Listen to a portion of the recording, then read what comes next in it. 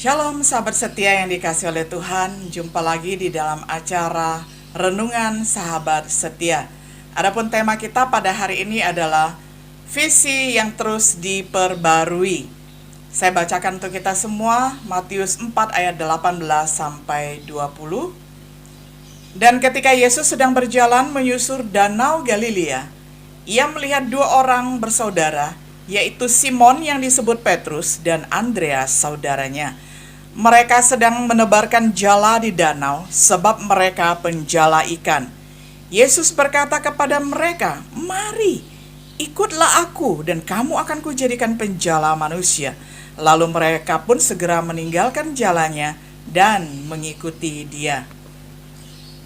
Sahabat setia yang terkasih, gereja di sepanjang abad memiliki moto yang sangat bagus, yakni Ecclesia Semper Reformata, Ecclesia Semper Reformanda. Artinya, gereja diperbarui untuk terus membarui. Nah, gereja yang dimaksudkan di sini adalah setiap diri kita sebagai pribadi kita adalah gereja, dan kita sepanjang saat terus diperbaharui supaya kita juga dapat memperbarui orang lain. Kita sebagai pribadi, sebagai gereja, kita perlu memiliki visi dan memperbarui visi sesama kita.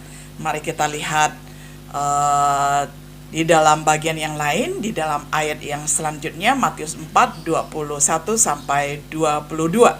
Dan setelah Yesus pergi dari sana, dilihatnya pula dua orang bersaudara, yaitu Yakobus anak Zebedius dan Yohanes saudaranya, bersama ayah mereka Zebedius sedang membereskan jala di dalam perahu. Yesus memanggil mereka dan mereka pun segera meninggalkan perahu serta ayahnya lalu mengikuti dia. Sahabat setia yang terkasih, dalam bagian ini kita melihat bahwa Tuhan Yesus memperbarui kehidupan murid-muridnya dan memperbarui visinya dari nelayan ikan menjadi pelayan manusia. Nah, kita dapat melihat perubahan ini terjadi di dalam diri Petrus maupun Andreas. Ya, kita fokus kepada Petrus. Nah, dia ini profesi lamanya adalah sebagai seorang nelayan ikan, dan tentu saja sebagai nelayan tidak perlu pendidikannya itu sampai master atau sampai tingkat lanjutan. Biasanya di pendidikan dasar saja sudah cukup. Lalu dia ini memiliki temperamen yang belum stabil, ya. Dia masih labil. Seorang yang sering sekali bertindak dulu baru mikir belakangan, begitu ya. Dan dia adalah seorang, ya boleh dikatakan seorang sanguin, ya, populer, ya, tetapi tidak mengenal teman-temannya secara mendalam dan bahkan tidak mengenal pribadinya secara mendalam. Nah, tetapi setelah visinya diperbarui, setelah mengikut Yesus, setelah berjumpa dengan Yesus, mengalami pembentukan, mengalami juga kuasa kebangkitan dari Tuhan Yesus, akhirnya visi penjala ikan menjadi penjala manusia ini, yakni Petrus dan saudaranya Andreas, akhirnya menjadi sangat kokoh kepribadiannya. Terutama di sini kita fokus kepada Kefas ataupun Petrus, yang arti namanya adalah Petra ataupun batu karang. Dari yang pelin-pelan akhirnya menjadi kepribadian yang teguhnya, kokohnya, seteguh batu karang. Lalu dia juga adalah seorang penggembala jemaat. Dari yang tiap harinya menebarkan jaring untuk menangkap ikan, sekarang dia berkhotbah. Dan setelah mengalami kuasa kebangkitan Tuhan di hari Pentakosta, satu kali dia berkhotbah ada 3.000 orang yang bertobat, ya. Berbeda sekali dengan pengkhotbah hari ini. Mungkin 3.000 kali berkhotbah belum tentu ada satu orang yang bertobat, bukan? Nah, saudara, inilah contoh bahwa Petrus setelah diperbarui visinya, dia menjadi seorang gembala jemaat, menjadi pengkhotbah yang luar biasa, menjadi pembina jemaat yang luar biasa. Dan bahkan dari yang pendidikannya tidak seberapa itu, tetapi karena dia bergaul dengan Tuhan, dia mengalami pembentukan dari Tuhan Yesus, akhirnya dia dapat menuliskan 2 surat pastoral ataupun 2 kitab pastoral, yakni kitab 1 dan 2 Petrus, yang di dalamnya itu banyak sekali membicarakan tentang bagaimana menggembalakan jemaat dan bagaimana melayani Yesus yang adalah Gembala Agung yang akan datang untuk yang kedua kalinya.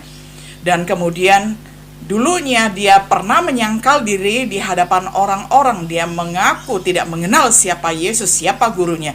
Nah, tetapi setelah dia diperbarui visinya bahwa dia bukan melayani manusia biasa, dia adalah melayani Allah, akhirnya dia setianya bukan main.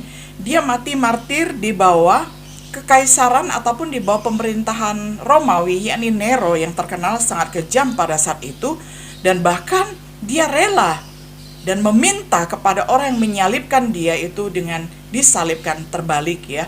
Nah, ini memang tidak tercatat di Alkitab, tetapi bapak-bapak gereja ataupun sejarah gereja mencatatnya bahwa Petrus disalibkan dengan kepala di bawah dan kaki di atas karena dia sangat menghormati gurunya dan dia merasa tidak layak disalibkan sama seperti Yesus yang kepalanya di atas dan kakinya di bawah.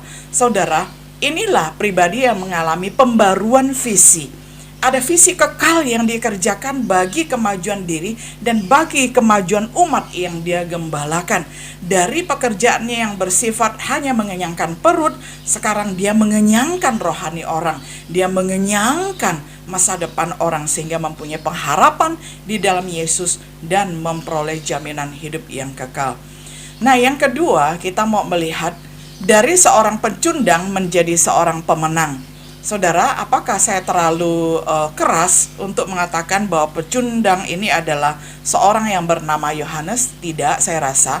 Mari kita perhatikan bahwa dia sama seperti Petrus. Dia adalah seorang nelayan juga, dan dia adalah seorang yang sangat ambisius. Karena apa? Karena pernah membujuk mamanya untuk datang ke hadapan Yesus agar memiliki jabatan semacam perdana menteri ya. Dia dengan saudaranya yang bernama Yakobus ya. Jadi mamanya ini datang ke hadapan Yesus meminta supaya Yakobus duduk di sebelahnya Yesus dan Yohanes duduk di sebelah satunya Yesus ya, sebelah kiri dan kanan Yesus kalau Yesus memerintah di dunia ini. Nah, jadi visi lama mereka berpikir bahwa Yesus datang ke dunia ini memerintah di dunia ini dengan tangan besi. Ternyata visi yang lama ini keliru dan harus diperbaharui ya. Harus diperbaharui, harus mengalami visi yang baru. Nah, belum lagi kalau kita lihat yang dicatat oleh Lukas 9 ayat 54, mereka 2 bersaudara ini, Yakobus dan Yohanes ini disebut anak guru ataupun anak halilintar, anak Boanerges. Nah, kenapa?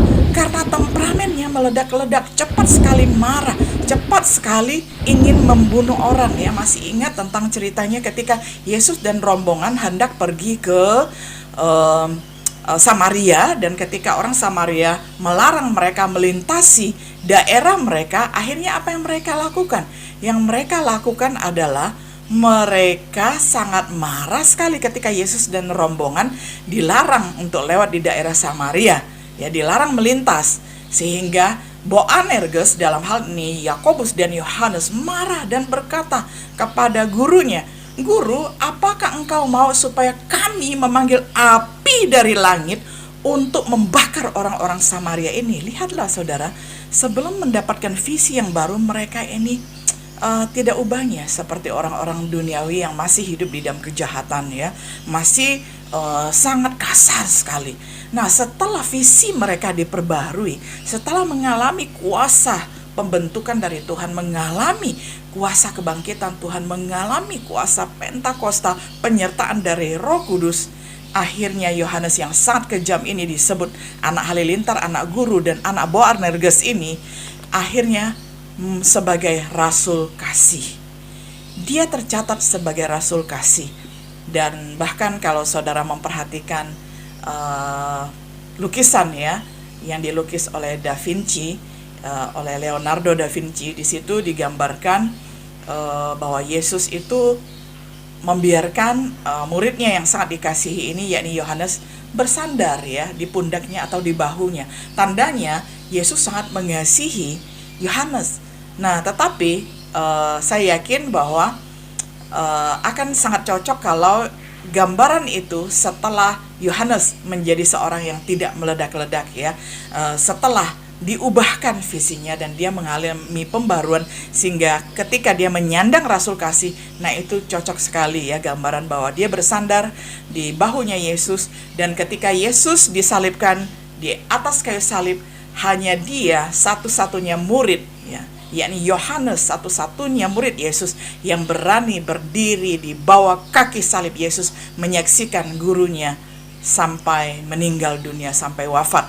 Nah, disinilah Yohanes akhirnya berubah dari seorang yang temperamental menjadi seorang rasul kasih, dan dia menulis kitab lebih banyak daripada murid-murid Yesus yang lain, yakni lebih banyak daripada Petrus dan Matius tentunya, dan juga dari Dr. Lukas. Dia menulis ada 5 kitab, yakni kitab Injil Yohanes, surat 1, 2, 3 Yohanes, dan kitab Wahyu. Jadi jumlahnya ada 5 kitab yang dia tulis, dan semua inti dari kitabnya ini, semua inti dari tulisannya ini adalah temanya tentang kasih.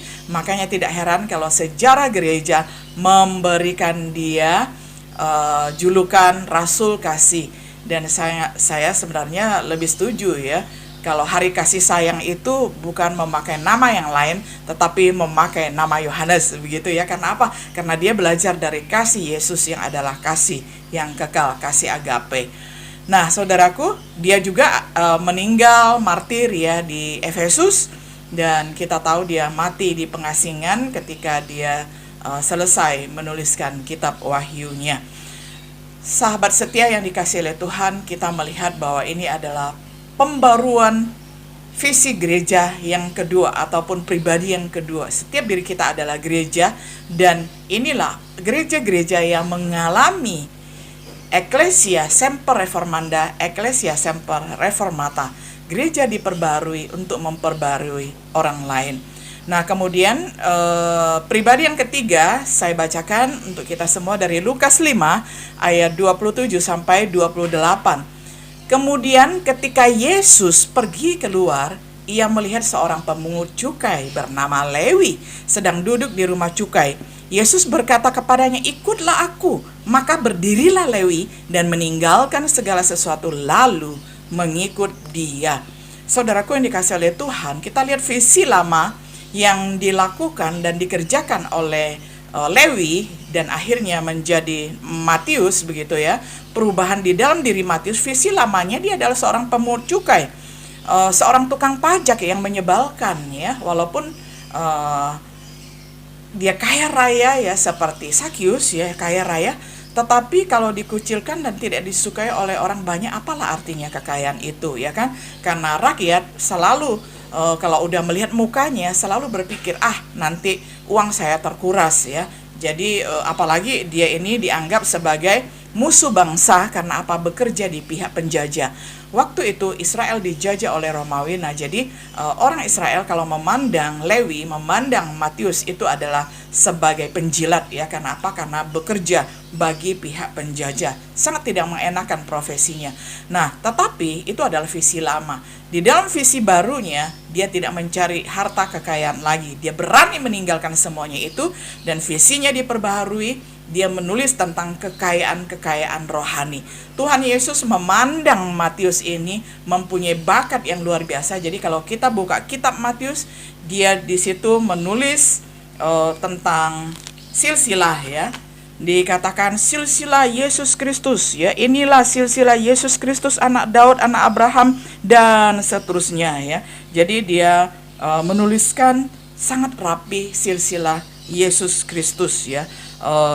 Dan itu adalah 14 keturunan dari Abraham, dan kemudian itu dia catat 14 keturunan itu menjadi triple, jadi sangat lengkap ya, 14 kali 3, sehingga akhirnya tibalah kepada silsilah. Yesus Kristus. Jadi kalau kita melihat catatan Injil Matius yang begitu rapi ini adalah karena apa? Karena dulunya dia adalah mantan akuntan, dia mantan pencatat dinar ya, tukang pajak kan pintar akuntansi ya, tidak mau kehilangan 1 dinar pun, seperti kita kalau jadi bendahara tidak mau kehilangan 1 rupiah pun, kan begitu ya. Nah, dia mempertanggungjawabkan setiap dinar dengan baik. Nah, sekarang setelah dia mendapatkan visi baru menjadi muridnya Yesus, yang dia lakukan adalah dia mencatat silsilah dengan begitu rapinya. Dia menjadi seorang yang sangat teliti di dalam kitab Matius dan menjadi sangat berguna di dalam sejarah. Ya, karena bangsa Israel sangat pintar mencatat. Bangsa Israel sangat teliti di dalam sejarah, sehingga perlu ada orang-orang seperti Matius ini. Saudaraku yang dikasihi oleh Tuhan, kita melihat bahwa gereja Tuhan itu adalah saya dan saudara.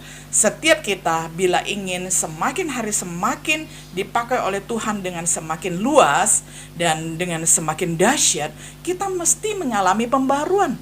Apa yang mengikat kita di masa lalu, yang membuat kita tidak bisa melangkah lebih leluasa, kita lepaskan. Kita mohon pengampunan dari Tuhan sehingga kita mendapatkan diri kita ini adalah ciptaan yang baru. Kita dipakai leluasa oleh Tuhan dan kita menjadi pekabar-pekabar Injil yang memuliakan Tuhan, menjadi orang-orang yang berguna bagi sesama dimanapun kita berada. Saudara, visi yang terus diperbarui akan mengubah kehidupan Petrus, Andreas, Matius, kemudian juga Yohanes, Yakobus, ya, dari penjala ikan menjadi penjala manusia, dari pecundang menjadi pemenang, dari musuh menjadi sahabat bangsa. Dan saya yakin saya dan saudara lebih daripada apa yang bisa dikerjakan oleh murid-murid Yesus kalau kita mau berjalan sesuai dengan kehendak dan rencana Tuhan. Nah, kiranya Tuhan Yesus menolong kita untuk senantiasa dapat memiliki visi yang diperbarui. Kita selalu ingat moto gereja sepanjang masa dan sepanjang abad, Ecclesia Semper Reformata, Ecclesia Semper Reformanda. Gereja diperbarui untuk terus memperbarui. Kiranya Tuhan Yesus memberkati kita semuanya. Shalom.